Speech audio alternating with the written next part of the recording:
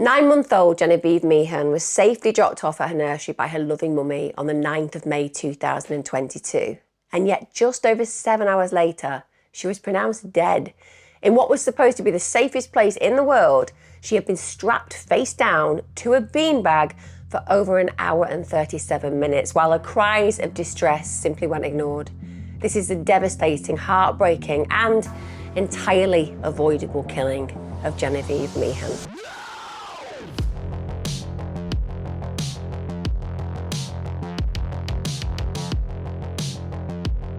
Hi guys, welcome back to the channel. Thanks for joining me. Today's case might be shorter than usual, but it absolutely deserves legacy. This is a story I've followed. It's one that literally has broken my heart.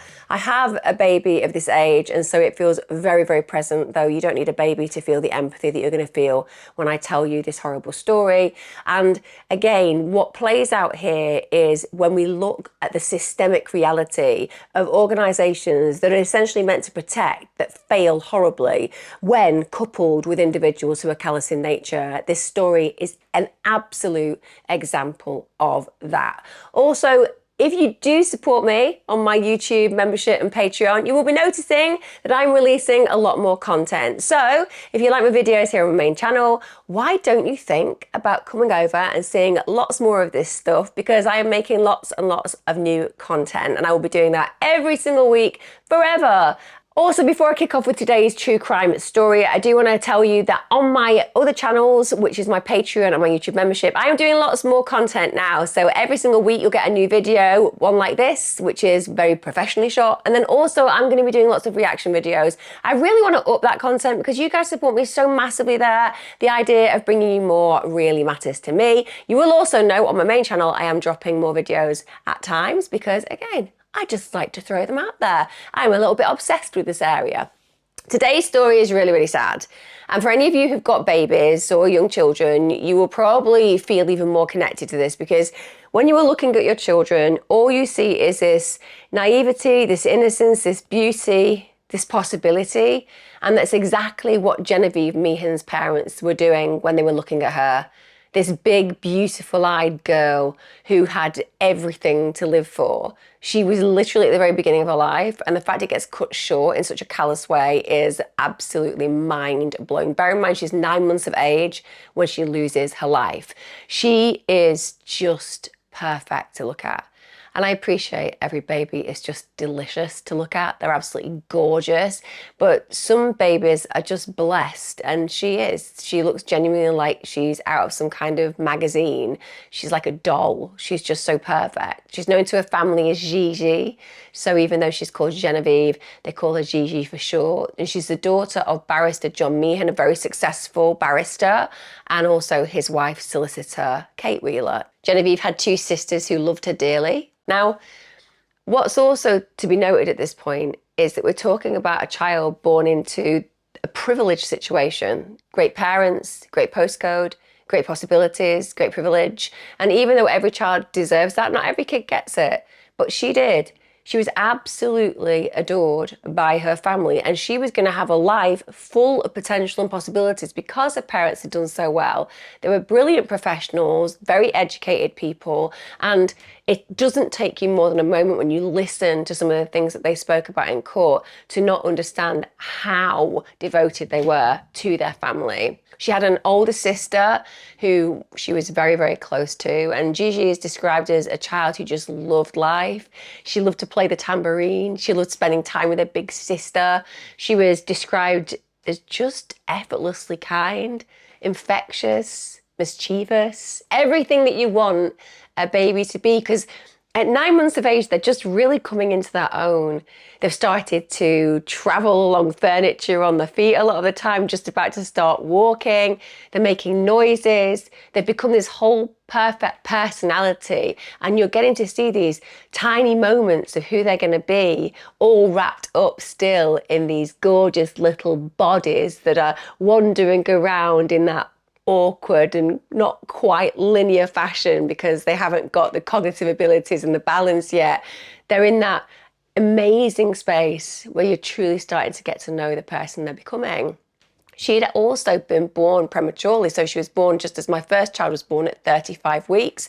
But despite that difficult start, she was said to have absolutely thrived. And like I said, you take one look at the picture of her and you can just see that twinkle in her eyes, and those eyes, those beautiful eyes. Now, Gigi attended Tiny Toes Nursery in Cheadle Hulme. Now, this is a really lovely area. It's an affluent area of Stockport, which is in Greater Manchester, although a lot of people I know who come from Cheadle Hulme will say that they come from Cheshire because they think that sounds better. Whereas people like me, we just know we're from Manchester because we're a bit more common, shall we say. And I mean that in the most loving of ways to my fellow Mancunians. But nonetheless, it's an affluent area. It's a beautiful area. It's very leafy. A lot of people don't think about Greater Manchester as being a very leafy green area, but there are lots of places, these pockets of perfect to some degree when it comes down to a little village environment, but in a much bigger city. Now, that nursery, Tiny Toes Nursery, was owned by Frank and Karen Pelly, and it had been a very successful nursery. It was a long-standing nursery with respect, so what it became was probably not how it started. And Genevieve, Gigi, had literally been attending the nursery for just a few weeks. Just let that sink in. A few weeks. Now, consider the fact that she's got parents who are obviously consummate professionals. Understandably, in the UK, it tends to be that if you have a baby, you go back to work usually between 9 and 12 months after the birth because you get a certain amount of pay. We're very fortunate in the UK to get maternity pay, and it gives you this breathing space where you can get to know your baby, spend time with your baby, and just really bond and go through those motions while not worrying too much about the finances. So I would imagine that's what her mother's done. So by the time that she's chosen and selected this nursery, she will be going through the tumultuous experience of having to say goodbye to her child to go to work. And that is really upsetting for a lot of us. Anyone who's had to leave a child for that first few weeks when you're just getting used to not being present with them 24/7, it is really challenging psychologically, emotionally, even socially, because everything slides and changes and you're back in the office, and that can all be quite overwhelming. And the one thing you're hoping is my baby's going to be happy, my baby's going to be happy, because you don't want to imagine that their experience in the world diminishes because you're not present all the time, and you trust your child with people that you think are going to do the best for them. And there is no doubt whatsoever that Genevieve's parents will have done their due diligence. They are legally trained. They are going to have looked at what the Ofsted is. They are going to have considered other options, and they'll have come to the conclusion that Tiny Toes Nursery is the right place for them. The very fact that we're talking about that child being dropped off in the care of this nursery and then that child being dead literally a few weeks later is absolutely harrowing. She was only enrolled in April, and yet on the 9th of May 2022, her life ends in the very place and space she's meant to be protected. Now, as she's dropped off on that fateful morning, this beautiful girl with what was described as striking emerald eyes, she had apparently at this point just taken her first steps. She was uttering her first words, so she's very developmentally advanced with respect. Most babies aren't uttering their first words at 9 months or taking their first steps at 9 months, so she's thriving, in spite, like I said, of being born prematurely. She had that weekend been at home with her parents. Apparently she was enjoying cuddles. She was playing with her favourite toy, which was a tambourine. And she had a routine. And that routine is as familiar to them as parents as it was to so many parents in the UK and around the world. Her mum, Katie Meehan, basically drops her off. She has a quick word with staff, says that Genevieve's been a bit snotty. She obviously had a bit of a snuffle, but she was otherwise fine. And the final words that she said to that beautiful little girl on an ordinary morning that would become so extraordinarily devastating was, "I love you, sweetie." I'm so glad that she managed to say those words, because sometimes when you're rushing and you're not thinking, even though you have those feelings and sentiments in your heart, you might not speak them. But the fact that her mother uttered those words to her beloved daughter, and they're the last words that she ever said to her. I know it won't bring her comfort, but at least it will resonate that she managed to make sure that those final sentiments were so potent and full of love. So Genevieve is dropped off around 9 a.m. and then at 3:12 p.m. that same day, she's found unresponsive and blue in her nursery. Now just consider this. Unresponsive is one thing, that's terrifying enough. Blue speaks of neglect. If a child has actually got to a point where their pallor is turning blue because they've been starved of oxygen, shall we say, somebody has not been doing their job. Understandably, at this point, the police and paramedics were called because this is unresponsive baby. They arrive at 3:20 p.m. and at this point it's harrowing for all of them because they realise Genevieve just isn't breathing. They try to revive Gigi, but apparently her condition, even at this point, was irreversible. When they arrive at Stepping Hill Hospital, the medical staff there again, they're doing their best to save her, but she can't be revived. Now, Kate Roughley, that's the woman who is in charge of the baby room at the time of Genevieve's death. She then says to the police that she didn't know what happened, that she'd been checking on Genevieve regularly, at least every 5 minutes. So the story that's being told to the emergency responders and indeed to the police themselves is, listen, I don't know what's happened. What we do know is we were doing our job. This little girl has been checked on literally every 5 minutes. So to the emergency responders, clearly something catastrophic has played out. But at that moment in time, they're not thinking that anyone is duly responsible for it. But like with any child death, there needs to be a full investigation. And one of the great things these days, although I understand there are negatives associated with CCTV too, but as far as I'm concerned, from a criminal perspective, and even from a care perspective, when you're considering people in old people's homes and hospitals, etc., if there is CCTV, it makes abuse a lot less possible because the person doing it is going to be captured. So even though some people find it an invasion of privacy, I think in certain conditions and environments, it's actually key. For example, if I had a child that was left with somebody that I trust, but I don't naturally know because they're in a position that I'm leaving my child with because, for example, they're a nursery worker, the idea that they're being filmed, that makes me breathe easy. Because at work, you should always be professional and you should be doing your job effectively, so there's no big deal that you're being filmed. I understand if it was in a private space, that would be a whole different conversation. But certainly the fact that CCTV is there, that they are being filmed, that is key. Because you can literally bit by bit, go through all of the footage and figure out, could this have been avoided? Or indeed, are we just dealing with a harrowing but realistically non-blameful death, just a child who sadly passed away? So they get the CCTV and it is horrible.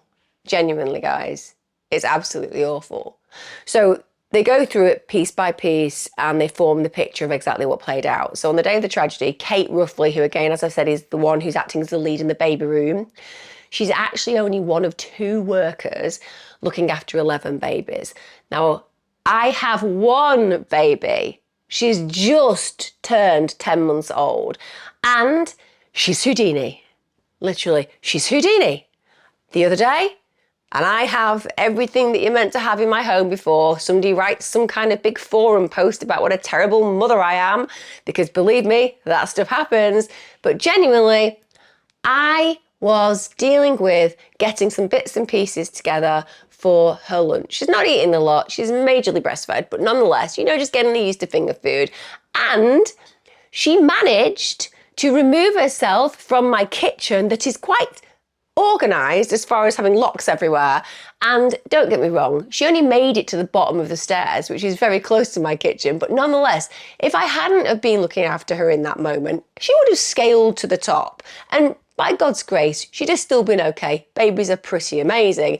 But what I'm saying is, the idea of having 11 babies, that is something I can't even quantify in my mind. The amount of work that needs to be done with 11 babies who just tend to their basic needs, whether that's a nappy change, whether that's a feed, whether that's putting them down for a sleep, whether that's entertaining them, because believe me, babies, even very small babies, like to play. 2 people looking after 11, that seems like a major breach of professional standards without a doubt. And even though I'm not going to have a lot of sympathy with the person who is without doubt responsible for the death of this child in this video, I do have sympathy that that is an overwhelming situation to have to manage, if not an impossible situation to have to manage. And the mindset of that is going to be to reduce the stress level and to reduce you having to look around everywhere to manage that situation accordingly. Because babies move. And if you've got 11 of them, that can lead to accidents. So that's going to put workers in a particular mindset of how do we contain this environment? And that is important to note. Like I said, we're not reducing any culpability in this case whatsoever. The person responsible is going to get it, as they always get it, and rightly so in these videos. Now, the CCTV, really worryingly, aside from the fact that this overwhelming scenario with too many babies that are requiring looking after, even if there's only 2 people present to do that. Now, aside from the CCTV, as I've said, showing some pretty damning evidence that they're not professionally in a scenario where the children are receiving what they need to receive because there's such a minimal staff presence there, what they also know is that the nursery worker, Kate Roughley, starts to get really frustrated with Genevieve. So barely an hour after she's arrived, this is beginning. So it's not as if there has been a real prelude. She just seems to take a dislike. That's what the actual prosecution is suggesting, that she didn't connect with this baby. And it is not possible for me to be able to compute how that wouldn't be something that anybody could do. There is nothing about Genevieve that would make you struggle to connect with her. However, it could be that Genevieve represents something that Kate Roughley doesn't like. It could be that Genevieve is beautiful, that Genevieve is loved, that Genevieve is being brought up in a family with privilege and opportunity and possibility. Maybe that's what's getting on her nerves about this child. Maybe she looks at Genevieve and thinks, well, maybe if my life had been the life that this child was going to be given, I wouldn't be doing what I'm doing now. These are all things psychologically that can create a bias. Not saying that's the case. I'm just saying that they identified that there seemed to be an issue with the way that she singled Genevieve out. And she can actually be heard on CCTV footage on the day that this beautiful little girl dies saying, if you keep yourself busy, you can't hear her crying. So she's acknowledging this child is very distressed. She's avoiding doing anything to alleviate that distress. And she's actually giving advice about how, if you want to ignore it, you just keep yourself busy so it doesn't interfere with your day. This is a baby that is meant to be tended to. If a baby is distressed, they have very few ways of communicating. They're not 7. They can't be like, excuse me, could you just come over here? I'm having a bit of a bad day and maybe I need a hug. They can't do any of that. The way they communicate is through crying. It's their survival mechanism. They're distressed. Tend to me. Don't ignore them. In fact, ignoring them is not good for attachment whatsoever. And as a nursery worker, your job is to help to foster secure attachment, particularly when this child has only been attending nursery for a few weeks. So bear in mind, of course, that's going to be distressing for the baby. It doesn't matter how amazing your parents are. It doesn't matter how loved you are. It doesn't matter what your possibilities will be. It doesn't matter how rich you are. None of that matters. What matters is, how do I feel? You're a baby. You are instinctually programmed to act in certain ways. Her programming has been, I have this loving family, they're with me all the time, and now all of a sudden, strange environment, strange smells, surrounded by other babies, with people she doesn't know. Of course, she's not going to be super happy. It'd be weird if she was. She's going to be struggling a little bit to adapt because she is typical and she is able to be noted that way by these reactions. It would be much stranger if I was telling you that she just settled in perfectly and she never looked back. That would not speak of a secure attachment to her parents. So anybody working in this environment should know that Genevieve is going to be having to adapt, and that will mean that maybe she's a bit more grisly, maybe she's a bit more needy, maybe she's a bit more cryy. And what do you give to a child like that? Compassion, attention, and care. And instead, she's being ignored. And it almost feels like there's a callousness in the way she's being treated as well. Now, shortly before 1:30 p.m. on that same day, the 9th of May, Kate Roughley is now complaining to a colleague that the 9-month-old baby that she's caring for, so Genevieve in this case, had been awake for nearly 3 hours. Well, my child, like I said, is weeks older than that, and she's pretty much awake the whole day.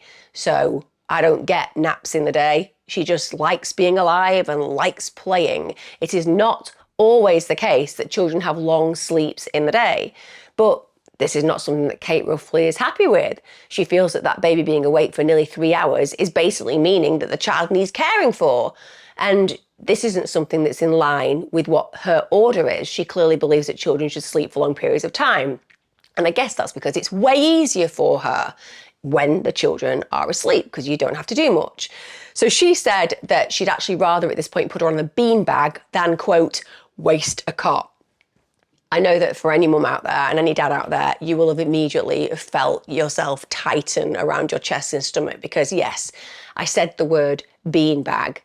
You don't ever put babies of this age on beanbags, and there are lots of reasons why, but the whole presence of a flat surface is obviously airways are therefore open. A beanbag molds around you, therefore that in itself would not be considered appropriate, but it's going to get a lot worse than just placing this beautiful little girl on the beanbag. So they get prepared for the afternoon naps of the babies, and where Genevieve is concerned, this happens around 1:35 p.m. and what Roughley does is she swaddles the 9-month-old so tight that she couldn't move. Now, there are lots of cultures where swaddling babies is completely contextual, and even in the UK, they will teach you how to swaddle so that a child feels totally safe.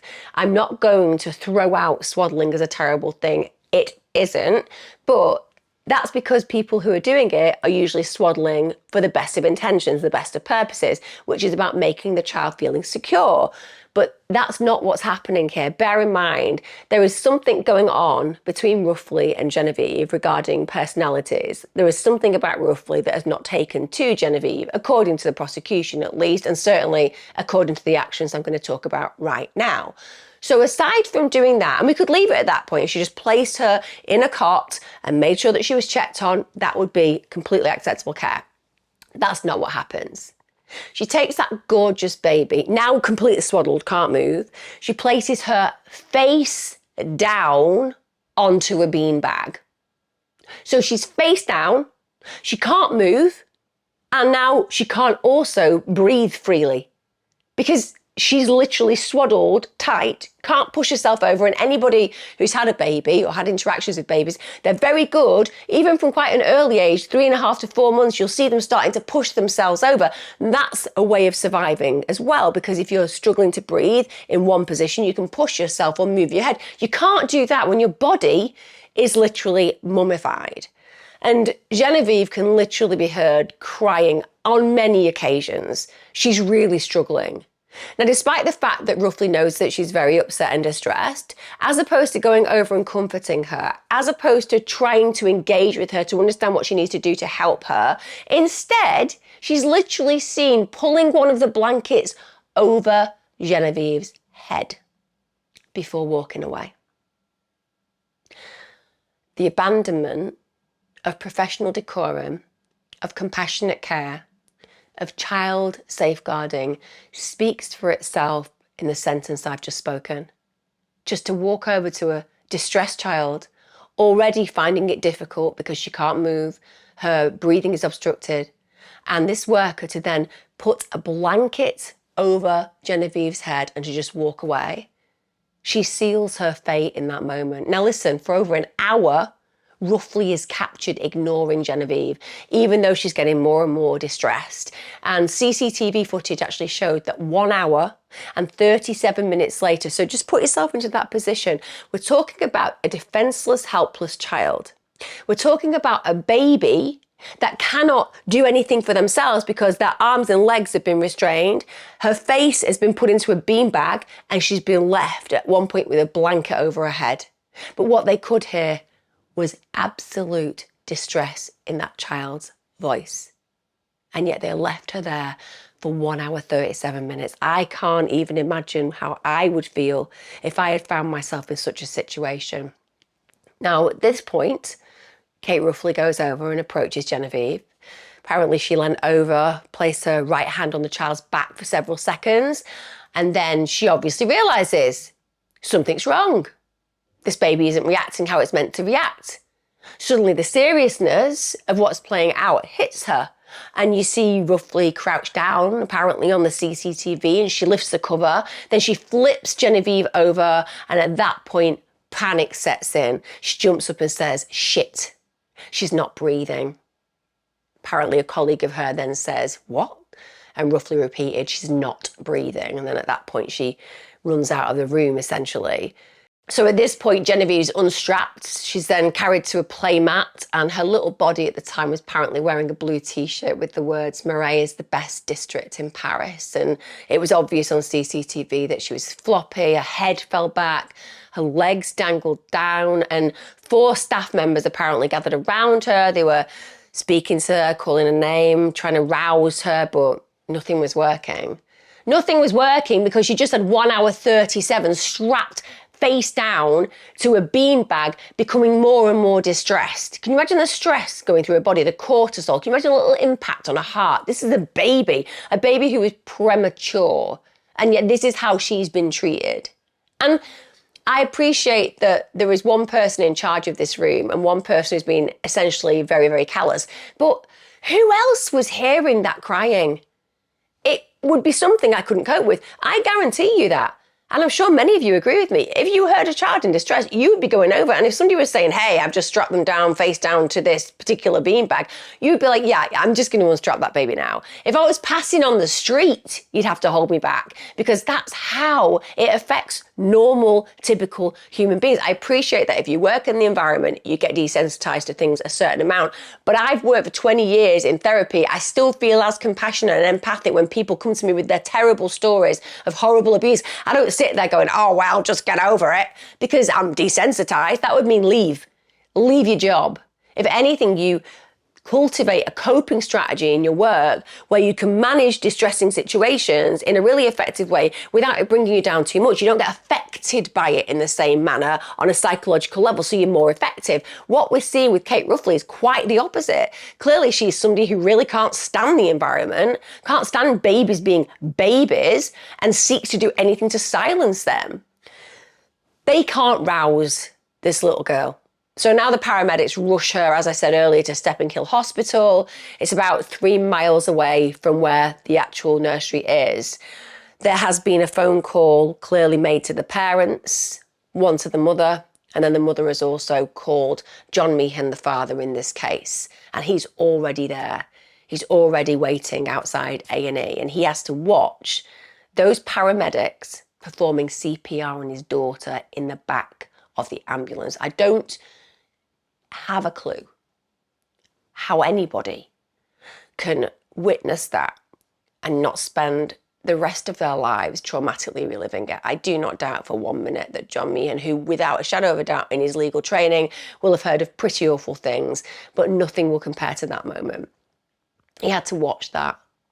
A child that was dropped off safely by her mummy, a child that was paid by them to be cared for in the care of that nursery, and now they're doing CPR in the back of an ambulance, and it's too late. She's pronounced dead at 4:09 p.m. Now let's talk about Kate Roughley. I will tell you there is very limited information about who this woman is. She's from Heaton Norris in Stockport. Apparently she started working at Tiny Toes Nursery straight after college at the age of 18, so she was pretty young. You would imagine that after a long period of time, she would at least get moderately okay at her job, but clearly that isn't the case here. Apparently she gained most of her knowledge of working with babies and young children from her colleagues because she was a kid when she started. She had 17 years experience as a nursery worker at the time of the tragedy, and she'd actually risen to the point of becoming deputy manager at Tiny Toes Nursery. So she is schooled, she is educated, she should be trained in safeguarding, and she should certainly know how to deal with babies. Also, as somebody who is actually the deputy manager, she has a level of power. So if you can't deal with the babies, go and work with the toddlers, do something else. Because you're the deputy manager, you'll have a level of power there. But the problem with power is it can work 2 ways. For example, babies, well, they're a little bit more easy to control, aren't they? Yeah, they make noise, but what can they do? How can they escape you? You know, you can swaddle them real tightly, place them where you want, and they're not going to move. And if you've got that ability to zone out from their distress, well, you can just go on your phone, for example. You can do something else. You can chat to a member of staff. And it's deeply worrying because this is the absolute opposite that our children need. So maybe she was using her power to place herself in a position where she could just quieten those babies the way that she has done in this case and then just crack on without giving herself too much stress.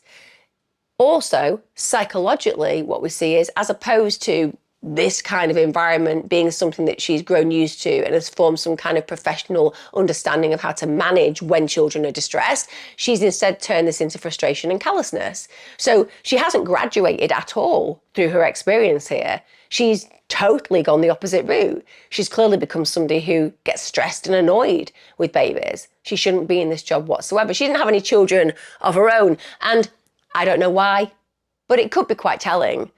Maybe it was that she just couldn't have children. I would understand that would be terribly upsetting, but it could just be that she's realised after working with children for a period of time that she really doesn't want to do that when she goes home as well as when she does it in the day. Now, there wasn't a lot told to the trial about her personal life, but she is believed to have lived with a partner and also their pet dog. And there was a bit of a strange, shall I say, Facebook post just about 5 days before Genevieve died. And this is what it said. Sometimes I feel bad for not calling or checking up on people, but then I realised the phone works both ways and there ain't nobody checking up on me. She added, just gonna leave this here. And I guess you can interpret that lots of ways. First of all, I get it. You know, people don't call you, don't check up on you, then why check up on them? It's dualistic, isn't it? You're meant to share space with people who care for you in an equal measure. If they're not checking on you and calling you to check that you're okay, then why would you do the same for them? Equally, I would say, I don't expect people to check on me unless I'm struggling. If I'm struggling, I'm having a bad time, I want to call off my sister, I want to call some of my friends. But for the most part, if I know that somebody's having a difficult time, even if I haven't seen them for 6 months, I check on them. It's called being a nice person. Obviously, Roughley didn't necessarily get the memo on that, but it's quite an egocentric post. I appreciate it's a message to all those people out there on social media who aren't checking on you, and maybe you're saying, hey, maybe I'm struggling, give me a call, but it's a little bit narcissistic, isn't it? Really? People aren't going to read that and be like, oh, I'm going to have to check in with Kate Roughley. Or people aren't going to read it and go, I'm so offended. She's trying to have a go at me because I haven't called her. It's more about her just stating her expectations and also excusing her behaviour. Now, a Home Office post-mortem had to be carried out. That was conducted on the 12th of May 2022. And the autopsy reveals that Genevieve died from a combination of asphyxiation and pathophysiological stress, which was created by a very unsafe sleeping environment. So imagine a baby, first of all, having restricted ability to actually breathe in. So just think about you're not taking in potentially enough oxygen. You've got all of these problems with your actual airway. On top of that, you're getting more and more stressed because of these feelings. You've got this little heart that's trying to beat and get all of the things that are needed to keep that beating happening. And this combination of factors essentially results in death. It's harrowing to me to think that this beautiful little baby who was so loved, so adored, so wanted, so part of the bigger picture of her family life. She was a big spirit in a small form. That's the way I would describe her when I've read about what her parents say. The fact that they have to note that she would have been in absolute distress and all she would have wanted was mummy or daddy. That's all she would have wanted. It is just beyond harrowing. Now, the subsequent report by the pathologist said that there were literally no underlying medical conditions for her death, so there was no cause that explained why she would have died aside from the cause that we know about, which is a horrific treatment at the hands of this woman. It didn't take very long for Kate Roughley to be arrested. Bear in mind, they've got the CCTV. So 4 days after Genevieve dies, she was arrested on the suspicion of manslaughter. And in her initial interview with the police, she basically said, hey, I checked on Genevieve regularly. Massive liar. Massive liar. You know, I know that when they're doing police interviews, they obviously have to be very respectful. They often have to listen to stories that are just utterly chilling, and they also have to deal with liars on a daily. So I get it. They're schooled, they're prepared, etc. But when they've seen CCTV footage and they know this woman has literally caused the death of this child, it must be absolutely galling when this person just paints this picture of professionality and is just arguing, oh, I checked on her every 5 minutes. It's BS. The police know that. and they're listening to her. And basically she's implicating herself, isn't she? Because they've got the CCTV footage. They can absolutely call her out on it, but they want to see her point of view. They want to listen to whether this is somebody who really didn't realise that what she was doing was wrong, or is this somebody that fully understood what she did was wrong and now she's trying to cover her tracks and save her own skin. If you're lying immediately after the thing has played out about your actions, that's because you knew what you did was wrong, and that's because there was a level of intent. I don't think she intended to kill this child. Clearly, she wouldn't want to go to prison. But I do think that she intended to harm this child, but quietly. I just thought she didn't think she was going to get caught. And the minute that she's gone too far with that quiet abuse, well, essentially, she now has a problem because she needs to act as if she was doing what was right in work. So she just cooks up a story saying, I checked on her regularly. But she didn't. And everyone knows she didn't. And she's presented with that CCTV, and it literally shows her ignoring Genevieve. Now, you won't be surprised. After she's like, I did everything right. So what did you do? I checked on the child. I checked on the child regularly. Did you check on the child? I absolutely did. It's part of my job. I go around and I check on children. That's what I'm doing. I checked on the babies. I particularly checked on Genevieve.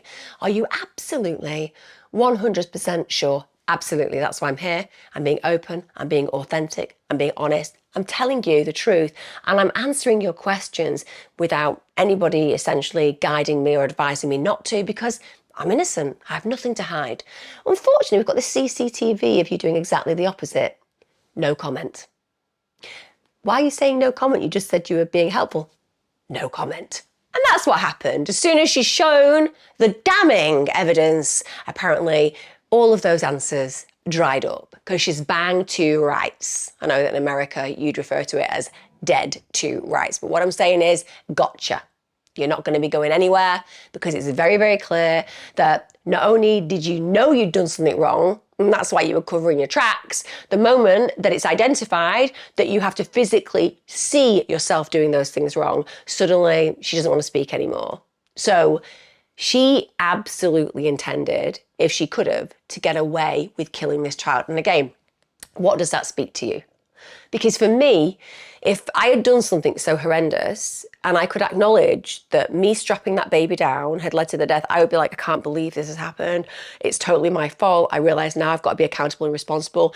I might not want to go to prison, but I would absolutely 100% just have to tell them what I did. Because if you are innocent, if you really didn't have any negative intent, then you're not going to try and hide. Even when you realise something awful's played out, you're not playing with that thought process that you're somebody who's callous. You're just being who you are. You've made a terrible mistake. You take responsibility for it. That's not what Kate Roughley does. And when it gets to court, and bear in mind, if we go to court and somebody pleads not guilty, it means the family have to sit through every tiny detail. And bear in mind, these are two legal professionals. It's not like they're going to try to avoid listening to every single detail. It's what they do, it's what they breathe, it's how they live. That woman pled not guilty to unlawful act manslaughter and an alternate count of child cruelty. Bear in mind, it's on CCTV, love. It's on CCTV. No, she goes ahead and she actually claimed that Genevieve's death was a terrible and unavoidable accident. Unavoidable accident. That's like me getting a pan and smashing my kid in the head with it and going, oh my God, what an unavoidable accident. If you hadn't been walking past at the moment that I had taken this pan and directed it at your head and smashed it into your head, this wouldn't have happened. It's an unavoidable accident. It's like me driving down the road, seeing, I don't know, shall we say my mum, an old age pensioner crossing, and just thinking, just going to hit her. It was an unavoidable accident.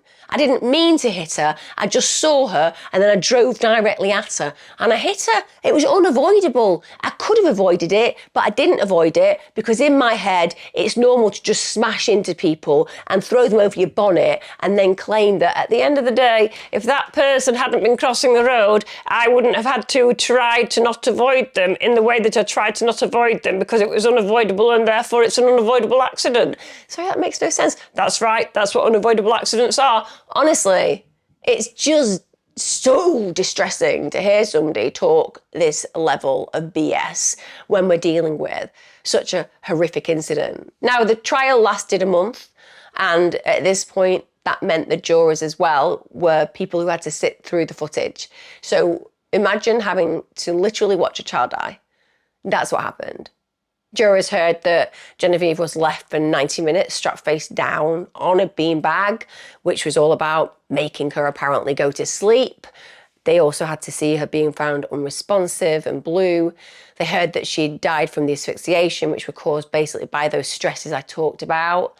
They were shown that CCTV where she's just left and ignored, and she's becoming increasingly more and more distressed. She's seen struggling on it. She's seen coughing on it. This is all while she's swaddled to that beanbag and with a blanket over her head. And it also shows very clearly that Genevieve is being ignored by Roughley.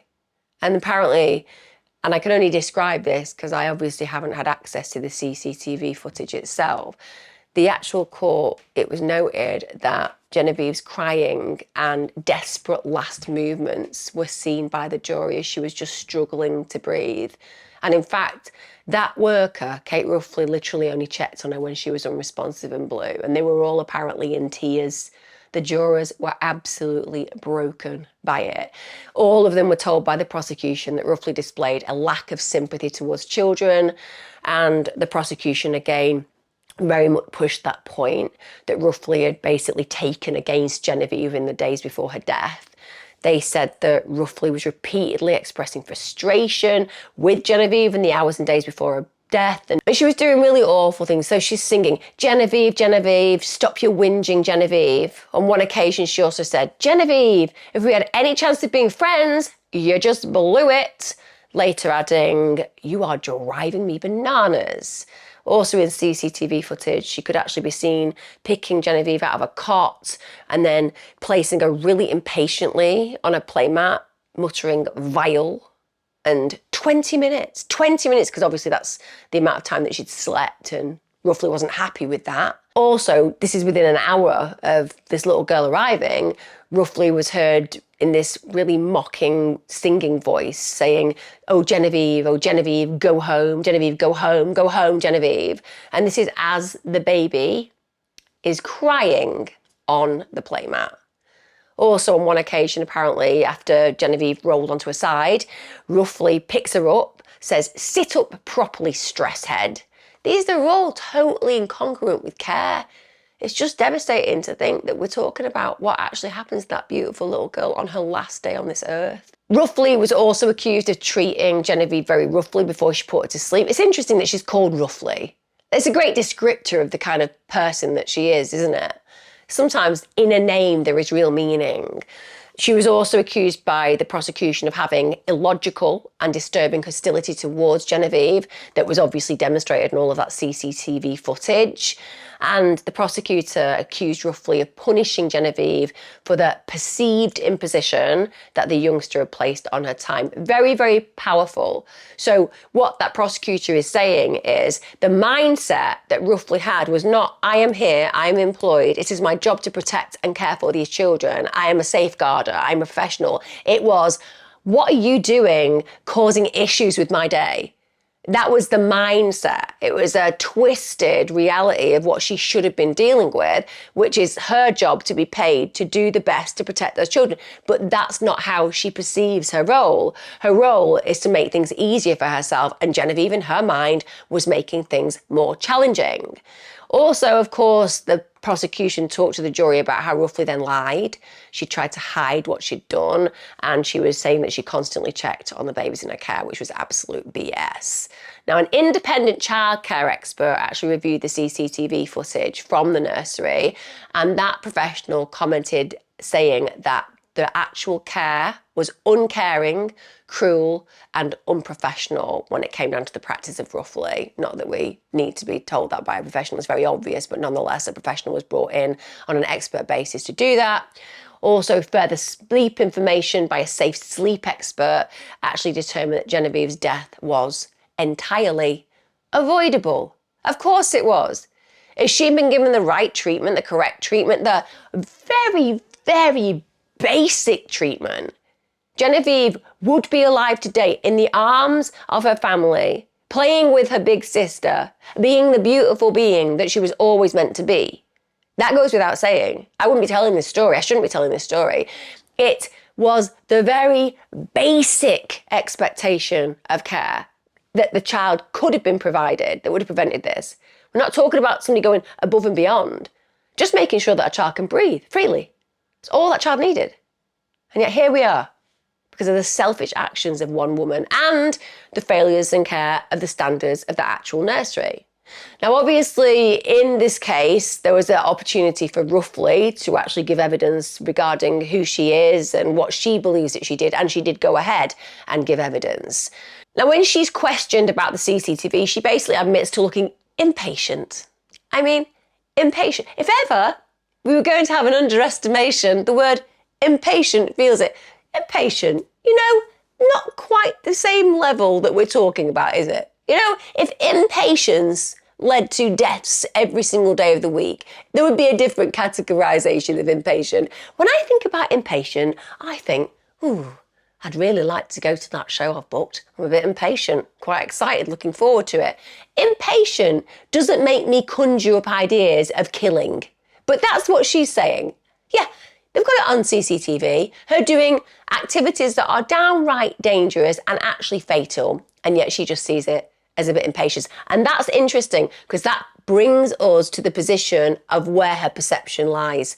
She is probably viewing that footage and thinking, I've done worse. Okay, I don't look great, but you should have seen me, I don't know, last Wednesday kicking a dog that got in my way. I'm not saying she kicked a dog, by the way. Just throwing it out there before anybody's like, she didn't do that. I know.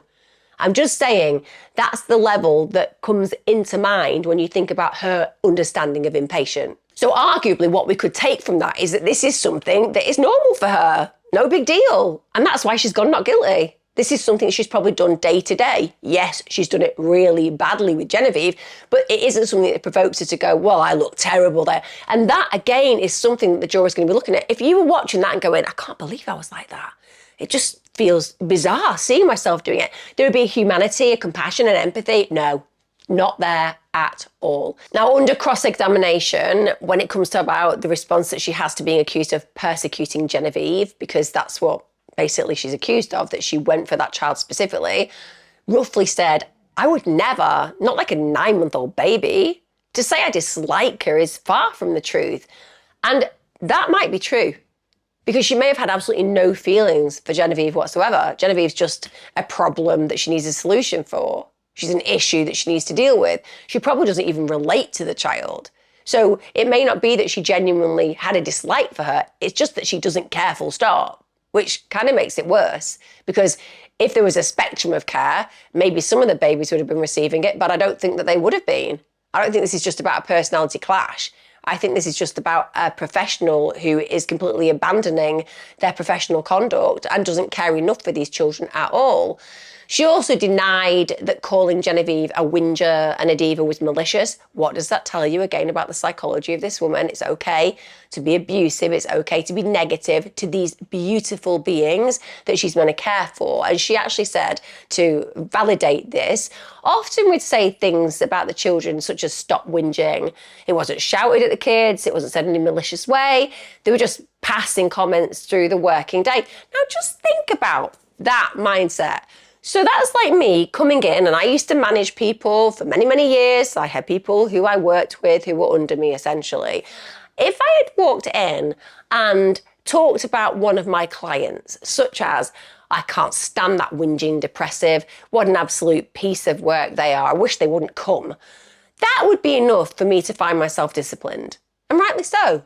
I'm in a job where I'm meant to care about my clients. If, however, I went into a room therapeutically with a client and then said to them, can't stand you whinging. You really do my head in. At the end of the day, I just wish you'd shut up. In fact, I wish you'd shut up and go home. You wouldn't be surprised to imagine that firstly, I would lose my membership to my professional body. And secondly, I would lose my job, and rightly so, because you can't do that. But she can, because what she's saying is, well, the babies, they don't really understand what I'm saying when I'm being abusive, so hey, I'll just say it. That's the mindset, and it's really important that we connect with that, because this shows how desensitized and disconnected she is to the role she was employed for, which is to be a surrogate parent to some degree, a surrogate caregiver without a doubt, in the hours she's paid to protect these children. But apparently it's just normal. If they're not berating and negatively talking about babies in their day-to-day experience, what are they doing? I don't know. Working, maybe? There's somebody who actually has a job caring for children, just throwing it out there. Working, maybe. Maybe just doing your job, maybe. Anybody? Anybody? No? No, you're just all in the staff room slagging babies off. Now, in response to being confronted with her comment, sit up properly, stress head, Roughley again said there was no malice in it, it was just a throwaway comment. But it wasn't, was it? Because it's not a throwaway comment when the care absolutely evidences that this was consistent and where a baby died. She then went on to say that she didn't treat Genevieve any differently from any other children, which is terrifying for any parent who sent their child there, because the chances are that's true. Genevieve got it that day, but maybe the next day it would have been a different child, and so on and so forth. Maybe it's not that she had a specific issue with Genevieve, it's just that day she got unlucky in the lottery of negativity that Roughley projected onto those children. Roughley also defended the fact that she used the beanbag. She said it was regularly used for babies when the 6 cots in the room were full. She said that the straps were to stop babies falling off and they weren't tight. She also said that she placed Genevieve to sleep on her side as she wanted to settle a cough that she had, which makes her sound like she's caring, but we all know it's lies. It's lies. She wasn't settling any baby on her side. In fact, to use the word settle, that would mean that you were going over and making sure the child was comfortable, the child was at peace. She doesn't. She allows that child to become more and more and more and more distressed, which absolutely negates her argument. She also said it was not out of character for a baby to be kicking her legs and tossing and turning, and that she had gone ahead and made appropriate checks. Sorry, just like, what appropriate checks? The appropriate checks. But we've seen all the CCTV and literally you don't check. In fact, you are completely devoid of checking. That's why you're here in court. No, I checked. It's just what you'll find out with me is that there are these unavoidable accidents, such as the CCTV only recording the very bad bits about me and avoiding the bits that are really good. So I've been unavoidably, avoidably, accidentally, but non-accidentally, not recorded because it's avoided recording me in the very important bits where I would have been seen as not being somebody who avoids all the care that I need to give these children, and unavoidably would then not be here because I would have avoided being here because I would have done my job. Does that make sense? No, it really doesn't make sense. I'm just going to get a book and throw it at you. Anyway, this is what she's saying. That it's just normal, even though it isn't normal at all.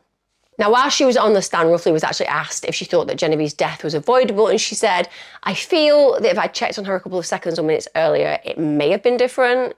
It was a common practice for children to sleep in the beanbag bed. I feel responsible in the fact that Genevieve was in my care that day. However, I don't feel my actions were the reason for the death. Really? I'm just gonna put it out there. In the whole room, I think only you were thinking that. I actually think your defence was probably shaking the head going, no, to be honest, we agree with the prosecution. It was most definitely your fault. But anyway, apparently it's not her fault. And I really think that if she'd taken more accountability and responsibility and actually been able to admit failures, maybe she would have been seen more humanely, but she isn't, because it's not her fault. And even though this baby is dead, she wasn't the reason. Now, her defence lawyer, who I think had quite a hill to climb, shall we say, when you consider that all of this is on CCTV, he said that Roughley looked after children in a practical, responsible, no-nonsense, but caring way. Now, I like the way they're trying to frame that. My client might come across as somebody, I don't know, could be seen as a little bit aggressive, a little bit of uncaringness, a bit discompassionate. She could be seen as that, but I'm saying it's no-nonsense. I think we're going back to like the 60s, aren't the 50s? Maybe the 50s and 60s, back in the good old days where you could take a slipper or, I don't know, a crop to a child and everyone was like, just no nonsense there. It's just a no nonsense thing. I mean, I'm not sure it's no nonsense. I think it's abuse. No, it's no nonsense. It's no nonsense. I mean, he just took a slipper and a belt to the child. I think that's abuse. No, It's no-nonsense parenting. It's where the world's gone wrong.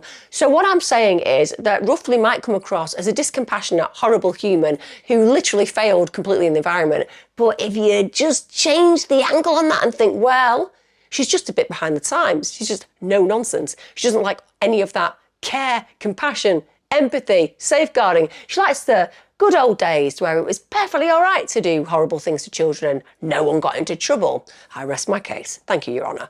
Anyway, apparently that's it. She's responsible, even though she's irresponsible. She's practical, even though it's completely impractical the way that she actually puts the child. She has a no-nonsense attitude, even though literally everything she says is nonsense. And even though we can't respond to what happened as nonsense because we're talking about the death of a child, what we're saying is the idea that it's down to her mindset of just being, I don't know, a little bit more hardcore is bollocks. And also, to add in that it was done in a caring way. How was it done in a caring way? How was it done in a caring way? How did that defence barrister allow that to trip from their lips? Yeah, this baby died, but she was killed in a caring way. Reframe it, recalibrate what's being said. And I can't imagine how offending that would be to this beautiful baby's parents. That same barrister denied that Roughley had failed to make safe sleep arrangements and said that she'd kept an appropriate eye on Genevieve. The defence really went for the jugular with the staffing at the nursery. I think that's a fair criticism, absolutely. And her barrister actually reminded the jury that senior managers in the nursery had a live CCTV feed of the baby room where Genevieve was fighting for her life. I would absolutely agree with that. I don't think that Roughley is the only person responsible. I think she is fully responsible for the death of Genevieve, but I think that the nursery themselves are culpable for the lack of care and provision for babies and children who deserved so much more. There is no doubt whatsoever.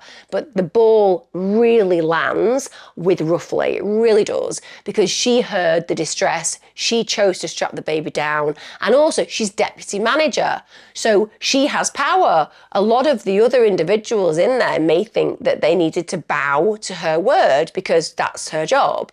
So it's a difficult scenario to imagine somebody who's of a lower rank challenging her. So that could be also why it contributes to this child being in a situation where she loses her life, because this woman has a level of power.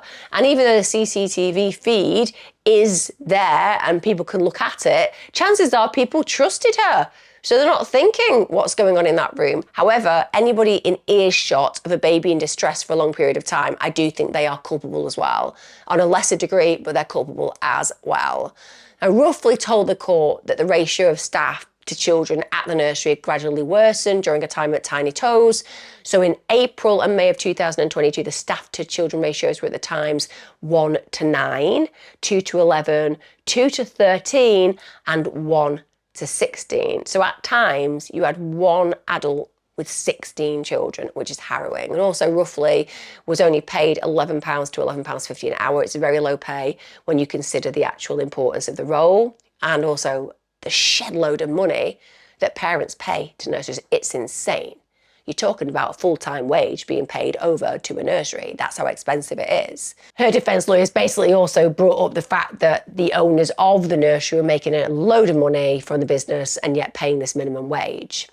When the prosecution did their closing speech, he said that Roughley had brought about the child's death with deliberate conduct.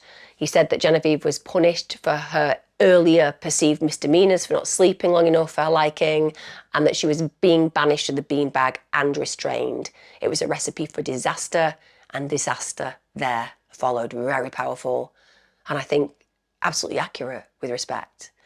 On the 20th of May 2024, after 5 hours and 46 minutes of deliberations, the jury returned the verdict. And we all know when it's a fast turnaround, that jury is sure. The trial had taken place at Manchester Crown Court, and indeed, that's where the verdict was read. 37-year-old Kate Roughley was unanimously found guilty of unlawful act manslaughter. Roughley showed no emotion. She just stared straight ahead. And Roughley's mother was heard to say, "She's not a monster, and I get it." I would appreciate that Roughley's mother is a victim in this too. It's hard to believe that your child is capable of such callous killing, but that's what happened. She callously killed this child. She may not have wished to, but she did things that brought that to a position of reality.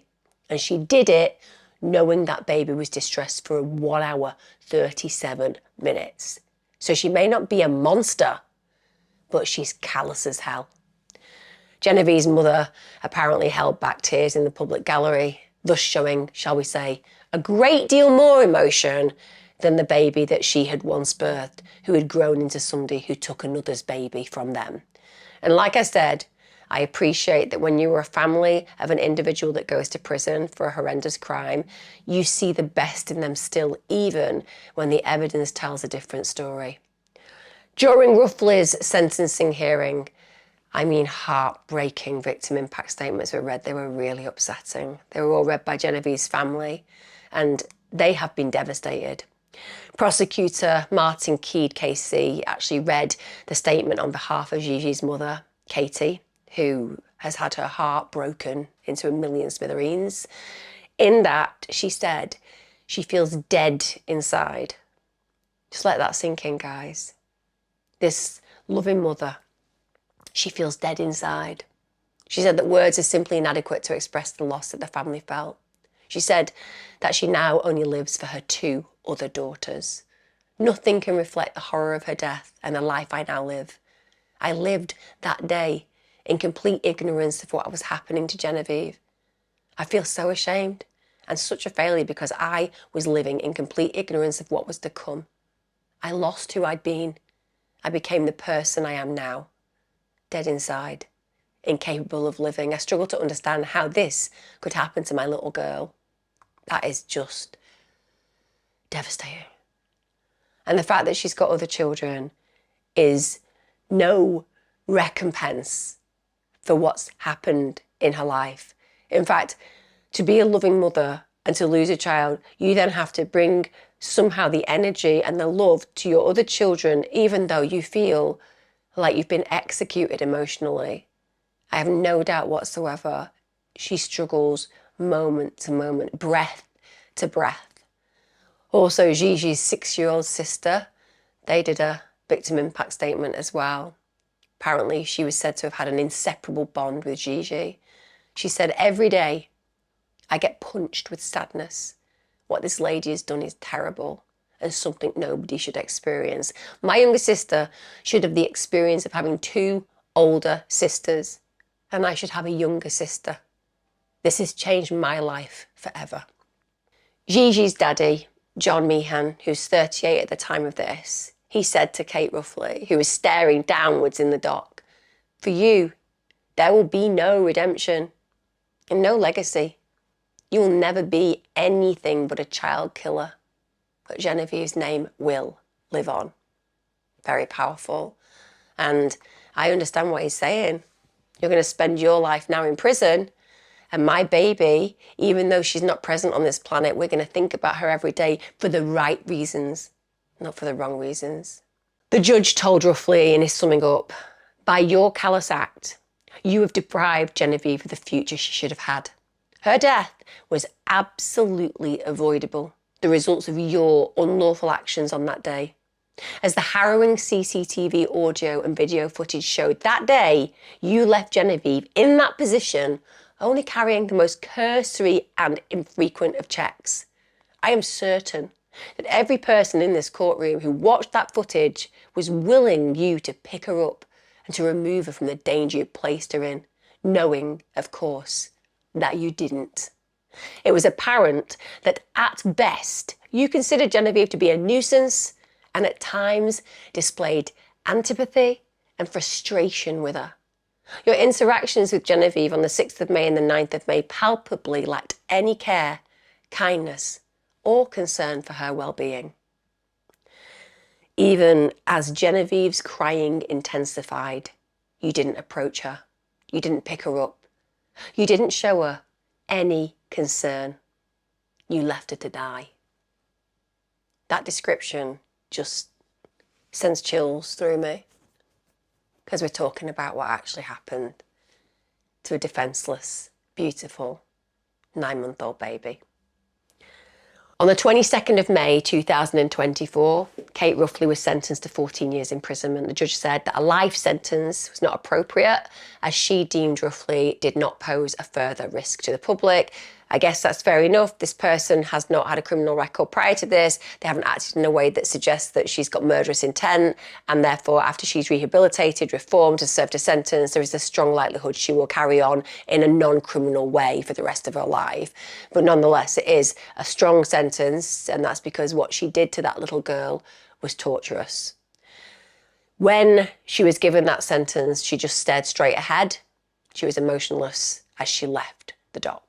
In a statement outside court, Genevieve's parents said that they had been devastated by Genevieve's loss and that they would never forgive Roughley. Genevieve's daddy, John Meehan, said, "We will never forgive the callousness of Kate Roughley's actions. She was entrusted with the care of our daughter, but instead she treated her with contempt." The couple went on to pay tribute to their amazing child. They said she loved life, to play the tambourine, to spend time with her big sister. She was kind, she was infectious, she was mischievous, she was fascinated with the world and everything in it. She embraced every day. She loved life, and we loved her instantly. We loved every day watching her develop. We'll never accept the cruelty of her life being taken away. He said that we will not get to hear her speak her first words. Her watch her grow up is impossible to comprehend. Genevieve could have done anything she wanted. She had a whole life to live and was loved so dearly by her family. We grieve for what we do not have. Words cannot adequately convey how much we miss Genevieve. We are so desperate for her to be in our arms as she should be, to watch her put on her school uniform in September when she would have started preschool. Instead, we are here in a place we could never have imagined. When we took her to nursery that day on the 9th of May, where she was meant to be safe and cared for. The pain of her loss is beyond any measure. Her life was full of promise and wonder, and it was taken. We thank the police for their dedication to getting justice for Genevieve, for their professionalism and their compassion. We would not be here without their commitment or the work of the Crown Prosecution Service and the legal team who have fought for Genevieve and our family. Our beautiful daughter deserves to be remembered for the wonderful person she is, not the nature of her death. She deserves to have a legacy so that her life can inspire others. As a family, we will work tirelessly to ensure she has the legacy she deserves. I'm sure a lot of you are both devastated and inspired by those words. I don't know how he was able to create that statement, which is both absolutely devastating and full of hopeful potential that I have no doubt as a couple, her parents will work hard to create. I do believe that we will hear more of Genevieve's legacy and name because she has such intrinsic meaning to her family, but also it sounds as if they are turning their grief into a fire that can set alight something positive in her name. Now, Tiny Toes Nursery, you will be relieved to know, was suspended by Ofsted, the regulator, the day after the little girl's death. 4 months later, an inspection found it had failed to meet its legal requirements, and soon after, the nursery's owners, Frank and Karen Pele, relinquished their licence, which is important because we don't want children being put in places where there's a lot of dollar made and no care given. Megan Goldsby, who actually worked in the toddler room, said the setting was very badly run. She said we had too many children, and she actually told the trial that the national staffing ratios weren't followed and actually didn't reflect reality because the national guidelines state that there must be at least one member of staff for every 3 children aged under 2 in nurseries in England. But at Tiny Toes, the ratios far exceeded those levels. And as I said earlier, those statistics were terrifying when in one case you had 1 member of staff to 16 children. Stockport Council is also carrying out a separate investigation into the health and safety at Tiny Toes, which the local authority is obliged to undertake because clearly there's been a death in childcare in their area. There are also questions that are being discussed about whether regulations should be tightened to explicitly ban the use of bean bags as sleep aids. I think so. A baby died. Yes, she died in a callous way and that worker contributed hugely to it, but ban them. They're apparently widely available online, even though they've been declared unsafe by the Lullaby Trust, which is a charity that promotes self-sleeping. Strapping a swallowed child to any item, in fact, appears to be a blatant breach of the government's guidance for early years sleeping arrangements, although there isn't an actual explicit ban on beanbags. But you can just hear from that, those failures were enormous. And it's good that the nursery have closed down, because they failed horribly and a baby died and a family has been destroyed, at least at this moment in time. I'm sure that the family will find their wings and learn to fly again, so to speak, but it must just be hard living with what they've been through. Now, one of the detectives spoke after the sentencing, and that was Charlotte Worley, and she said, due to Kate Roughley's lack of remorse and refusal to take accountability for her actions, Genevieve's family have been forced to relive the worst day of their life repeatedly, having made their most painful memories made public. And that's so powerful.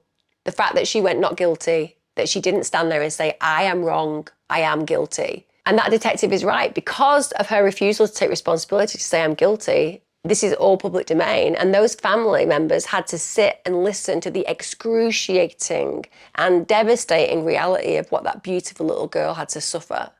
The reason I'm telling this story is because I am so moved that this family have endured such a horrific and completely avoidable reality in their life and now have to somehow pick up the pieces. It's just devastating. And I speak of that in the safe knowledge that my child, my own baby of 10 months, is lovingly in the arms of her father in another room, protected from all of this.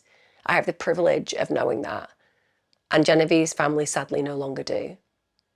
I wish them every ounce of strength that is required to heal, never fully, but enough to do what they're intending, which is to make sure that Genevieve's name and legacy has impact, maybe changes the world for the better.